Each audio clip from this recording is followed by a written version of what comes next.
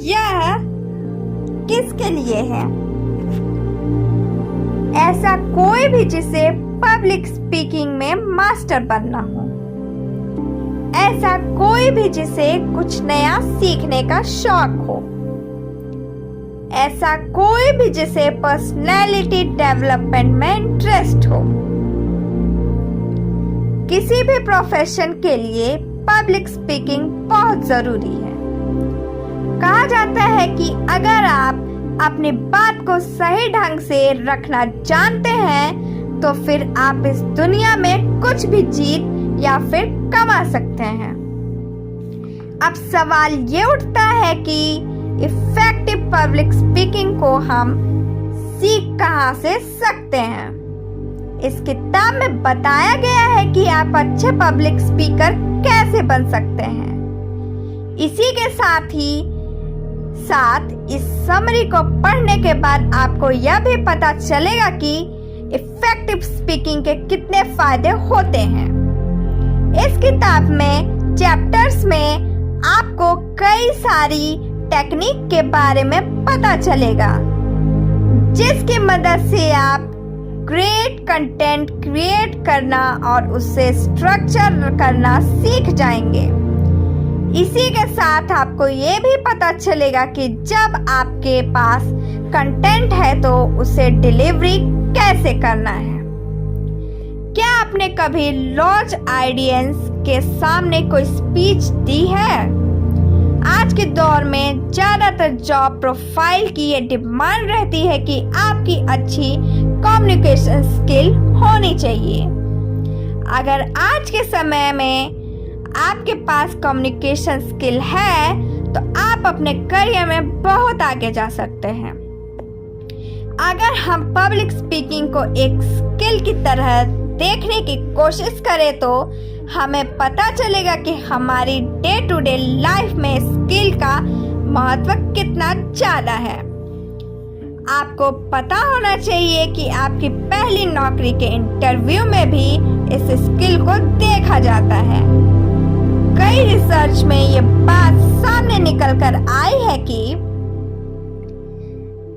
जिनकी public speaking skill अच्छी होती है उन्हें नौकरी के इंटरव्यू में जल्दी सफलता मिल जाती है। आज के समय में कॉर्पोरेट ऑफिस में भी पब्लिक स्पीकिंग का महत्व काफी ज्यादा है।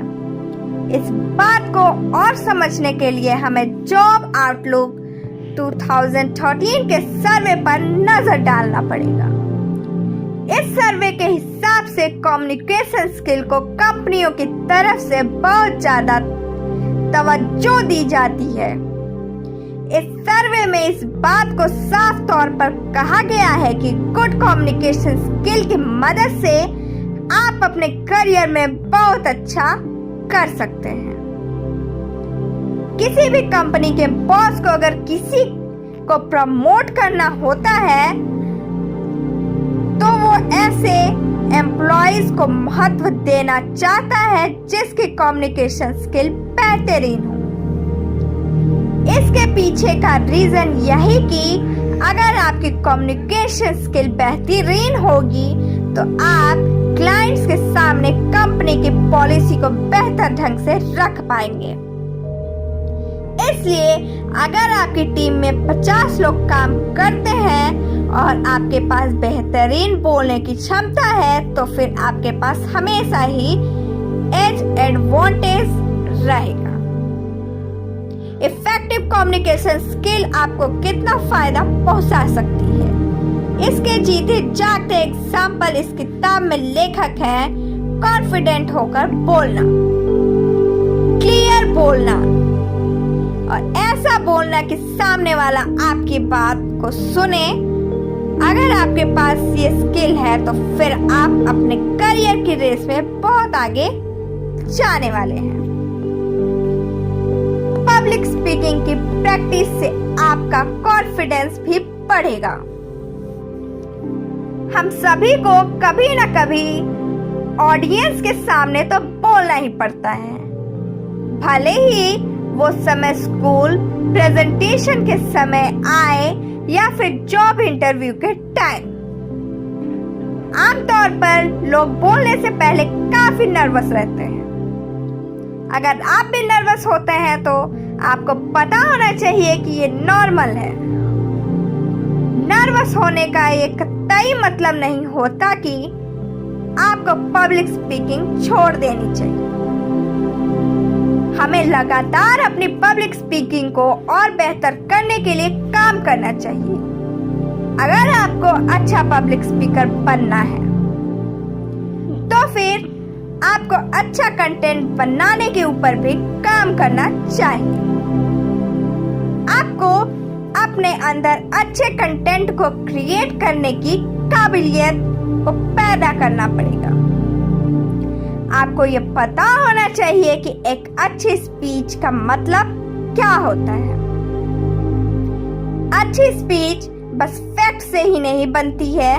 अच्छी स्पीच के लिए आपको और कंटेंट भी बनाकर रखना पड़ता है।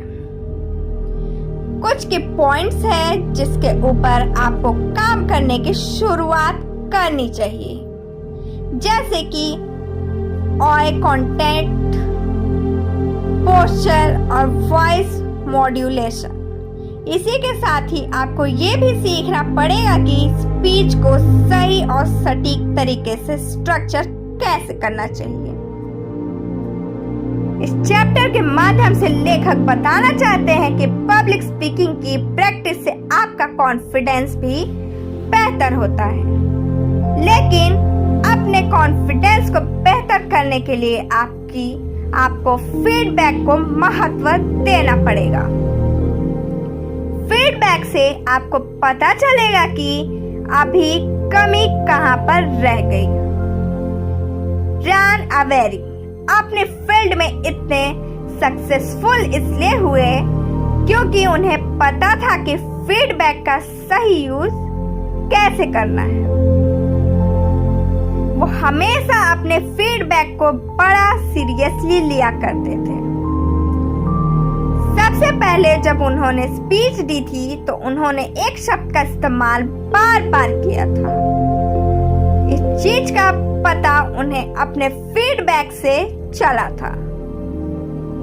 इस खामी को पता चलते ही उन्होंने इसके ऊपर काम किया और इस खामी को दूर भी किया। इसलिए इस चैप्टर के माध्यम से लेखक आपको बताना चाहते हैं कि अगर आपको बेहतरीन पब्लिक स्पीकर बनना है तो फिर आपको फीडबैक को बहुत सीरियसली लेना पड़ेगा। पब्लिक स्पीकिंग की महत्वपूर्ण बात यह है कि अगर आप एक्सपर्ट्स के सामने बोलने वाले हैं तो फिर आपको अपनी रिसर्च मजबूत करके बोलने की शुरुआत करनी चाहिए। इसी के साथ ही आपको इस बात का ख्याल भी रखना पड़ेगा कि आप जिस भी टॉपिक के ऊपर बोलने वाले हो उसके ऊपर आपका इंटरेस्ट भी होना चाहिए। ऐसा नहीं होना चाहिए कि आपको माइक्रोबायोलॉजी के बारे में बोलना हो और आप साइंस में कोई इंटरेस्ट ही ना हो। अगर ऐसा होगा तो फिर आप कभी भी फुल फ्लो में नहीं बोल पाएंगे। एग्जाम्पल के लिए आप नेल्सन मंडेला की स्पीचेस को सुन कर सकते हैं। फ्री डेमोक्रेटिक साउथ अफ्रीका के पक्ष में दी गई उनकी स्पीचेस सीधे लोगों के दिलों में असर छोड़ा करती थी। इसके पीछे का रीजन यही था कि वो अपने सपने को शब्दों में पिरोकर बोला करते थे। अपनी ऑडियंस को एंगेज रखने की कोशिश करिए। कई बार ऐसा होता है कि आपकी स्पीच का कंटेंट बहुत अच्छा होता है, लेकिन फिर भी ऑडियंस का ध्यान स्पीच से हट जाता है। क्या आपको इसके पीछे का रीजन पता है? इसके पीछे का रीजन यही है कि कई बार स्पीच में बिना मतलब का ज्ञान भी दे दिया जाता है। जब भी आप कंटेंट तैयार करते हैं तो आपको इस बात का ख्याल रखना चाहिए कि उसमें बिना मतलब की बातें ना डाली जाए। किसी भी स्पीच को ग्रेट स्पीच उसका फोकस बनाता है। एग्जाम्पल के तौर पर आपको बता दें कि अगर आप 7 मिनट की स्पीच तैयार कर रहे हैं तो फिर आपकी कोशिश रहनी चाहिए कि उसमें एक मेन मैसेज से ज्यादा मैसेज ना हो। अगर आप ऐसा करेंगे तो फिर आपके पास समय नहीं बचेगा कि आप अपने कंटेंट से हटकर बातें करें। कई सक्सेसफुल स्पीकर अपनी स्पीचेस में थंब रूल का इस्तेमाल करते हैं। आप भी इस रूल का इस्तेमाल कर सकते हैं। थंब रूल क्या है? इस रूल के अनुसार आपको अपनी स्पीच के मेन मैसेज को 10 शब्दों के अंदर ही बयां कर देना चाहिए।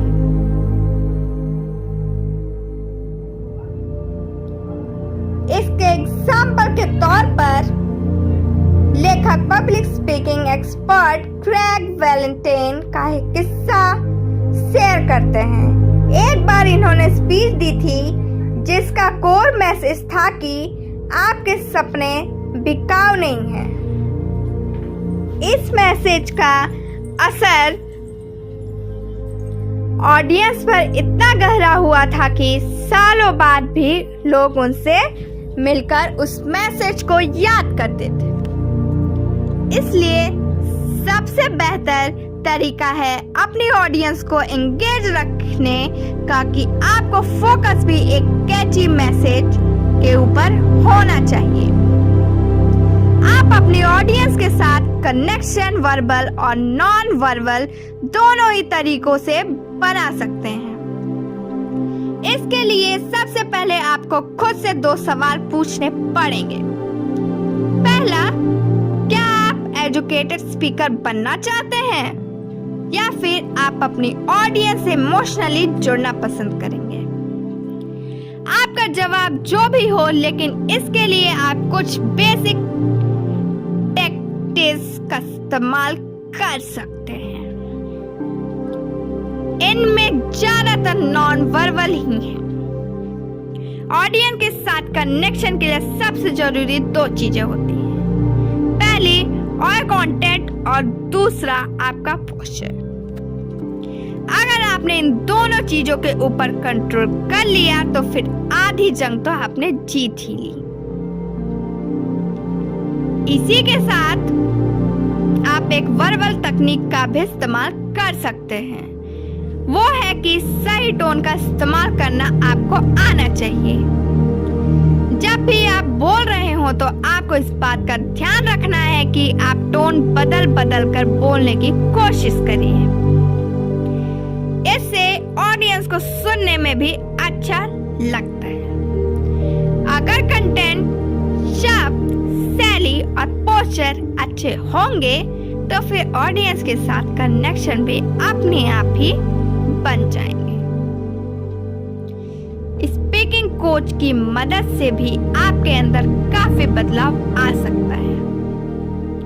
आपको बता दें कि पब्लिक स्पीकिंग की ट्रेनिंग भी किसी स्पोर्ट्स की तरह ही होती है। जिसकी प्रैक्टिस आप करते रहेंगे उतने ही बेहतर ही आप होते रहेंगे। इसलिए इस फील्ड में भी कोच आपकी काफी ज्यादा मदद कर सकते हैं। अगर आप भी प्रोफेशनल कोच की मदद लेते हैं जिन्हें पब्लिक स्पीकिंग का एक्सपीरियंस हो तो फिर आप भी इस फील्ड में काफी ज्यादा आगे जा सकते हैं।